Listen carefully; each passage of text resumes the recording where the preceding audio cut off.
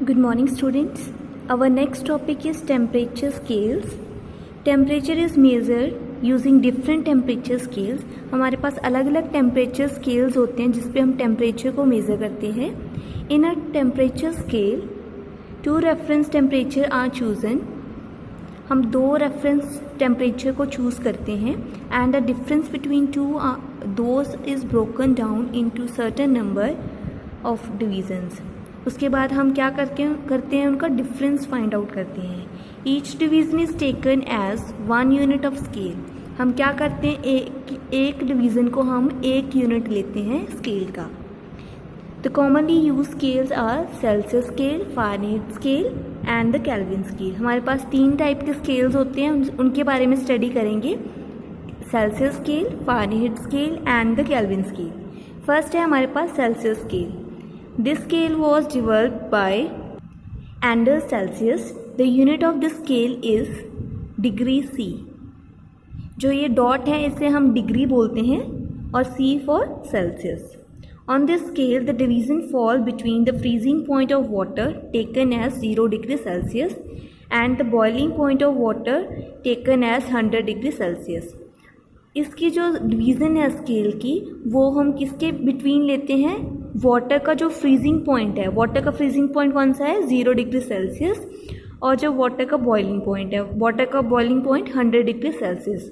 उनके बीच की जो डिवीज़न है ये होती है स्केल में. 0 degree Celsius is also called the lowest fix point whereas 100 degree Celsius is called the upper fix point. 0 degree Celsius को हम लोअर फिक्स पॉइंट बोलते हैं और 100 डिग्री सेल्सियस को अपर फिक्स पॉइंट बोला जाता है. There are 100 division between these point. और 0 to 100 हमारे पास कितनी डिवीज़न्स होती हैं, 100 डिवीज़न्स होती हैं. ये हमारे पास स्केल भी थर्मामीटर दिखाया गया है सेल्सियस टेम्परेचर का. कितनी डिवीज़न है, 0 to 100 डिग्री सेल्सियस 100 डिवीज़न्स हैं हमारे पास टोटल.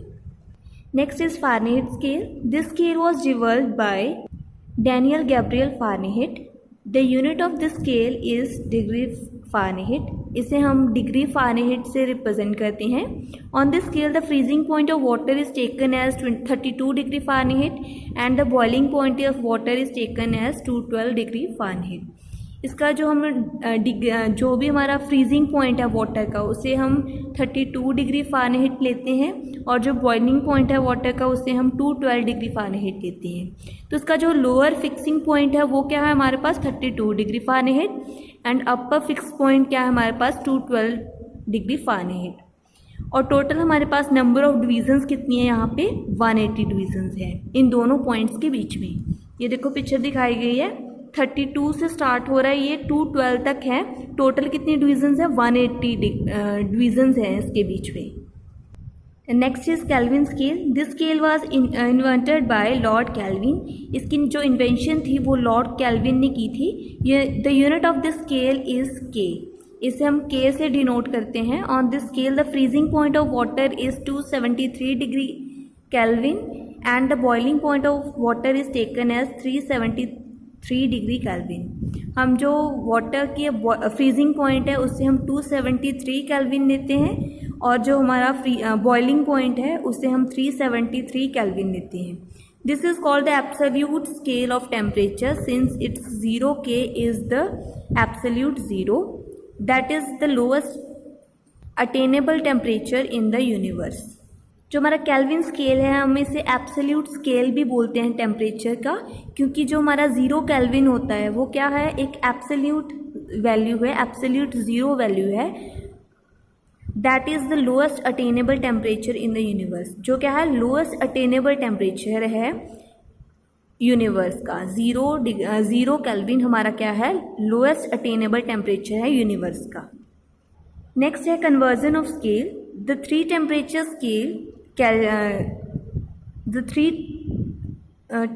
स्केल जो कौन कौन से हैं, सेल्सियस, फ़ारेनहाइट एंड केल्विन, इनको हम कन्वर्ट कर सकते हैं एक दूसरे स्केल में.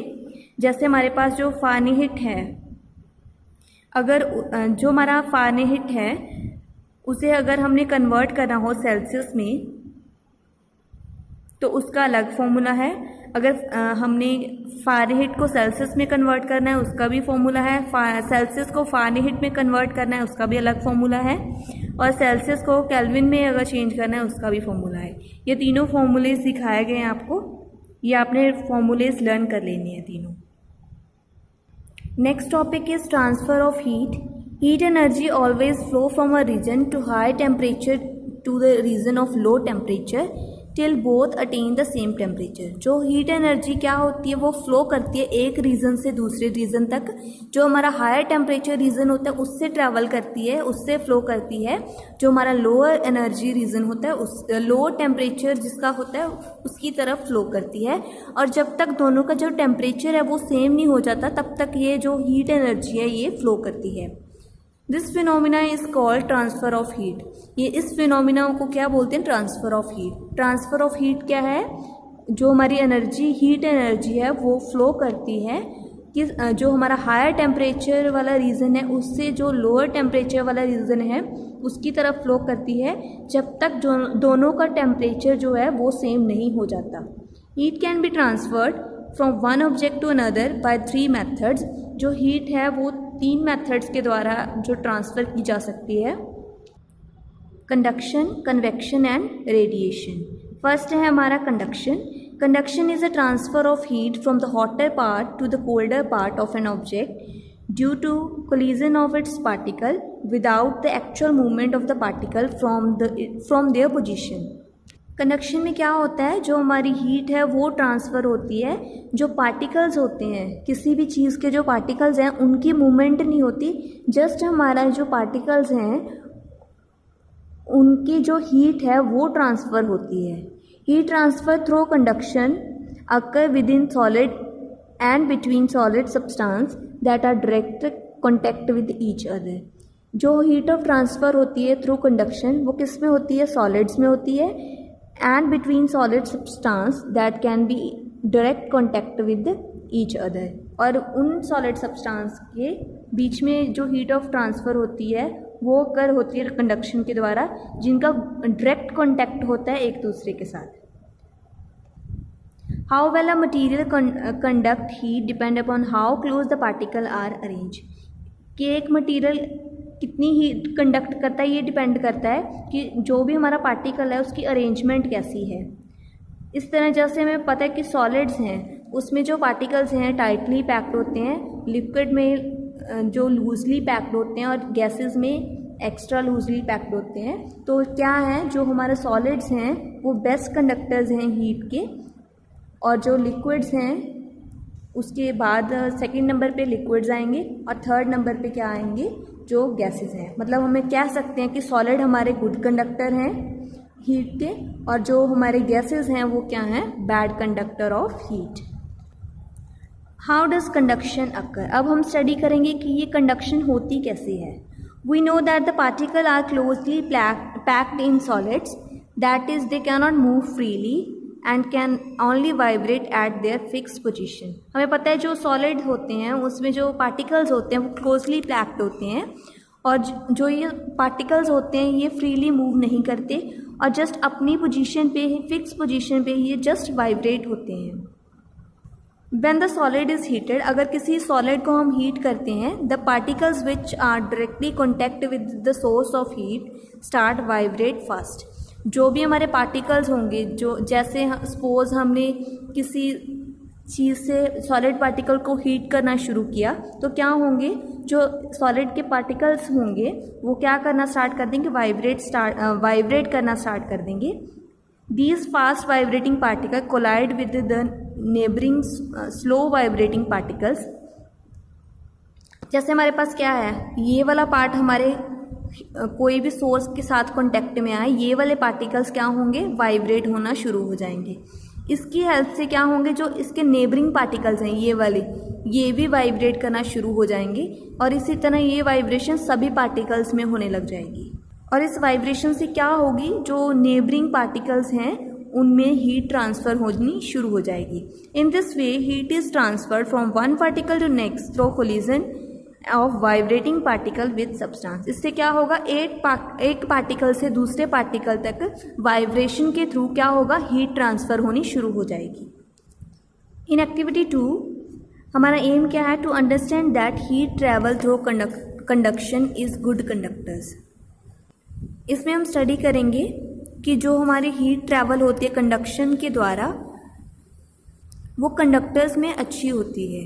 हमारे पास क्या क्या मटेरियल रिक्वायर्ड है? Metal rod, pins, wax, candle, match box and clamp. हमने क्या करना है? Take a metal rod and fix a set of pin it to at regular interval using wax. हमने क्या करना है?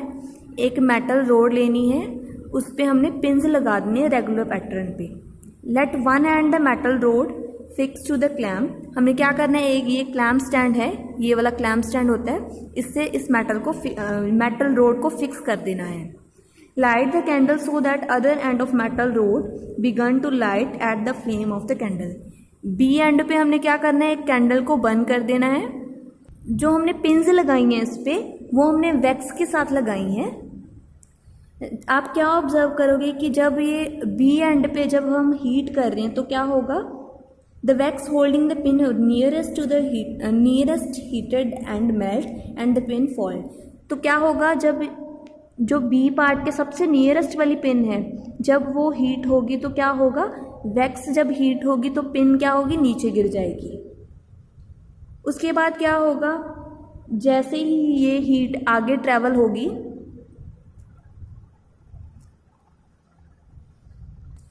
तो शुरू में फर्स्ट वाली पिन गिरी थी, उसके बाद सेकंड वाली पिन गिरेगी, ऐसे सारी पिन्स इस रॉड से हट जाएंगी क्योंकि सारी रॉड क्या होगी? हीट होगी।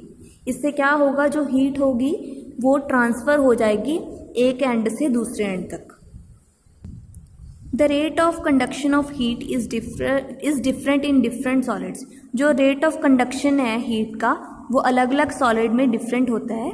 In the object shown here certain parts of these devices heat up easily while certain parts do not. जो ये कुछ आपको ऑब्जेक्ट्स दिए गए हैं, कुछ ऑब्जेक्ट्स ऐसे हैं जो ईजिली हीट हो जाते हैं, कुछ में टाइम लगता है जो ईजिली हीट अप नहीं होते। Material that conduct heat easily are called conductor. Metals are usually good conductor of heat. जो भी मटीरियल ईजिली कंडक्ट कर लेते हैं हीट को वो क्या होते हैं? कंडक्टर्स होते हैं। जो हमारे मेटल्स हैं वो क्या हैं? Good conductor of heat. And metal that do not allow the conduction of heat is are called insulator. जो हीट को ट्रेवल होने नहीं देते उन्हें क्या बोलते हैं? Insulator. For example wood, cotton, rubber, clay, कॉक, ये क्या है? इंसुलेटर।